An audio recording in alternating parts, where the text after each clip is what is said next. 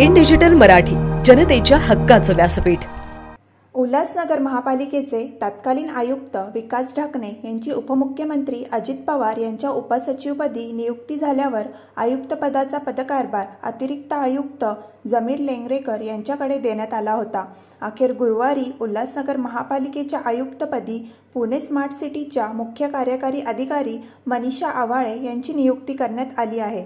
उल्हासनगर महापालिकेचे तत्कालीन आयुक्त विकास ढाकणे यांच्या बदलीनंतर आयुक्तपदासाठी अंबरनाथ नगर परिषदेचे प्रशासक डॉक्टर प्रशांत रसाळ यांच्यासह उल्हासनगर महापालिकेचे अतिरिक्त आयुक्त जमीर लेंगरेकर यांचे नाव आघाडीवर होते। दरम्यान गुरुवारी पुणे स्मार्ट सिटीच्या मुख्य कार्यकारी अधिकारी मनीषा आवाळे यांची उल्हासनगर महापालिकेच्या आयुक्तपदी नियुक्ती झाली।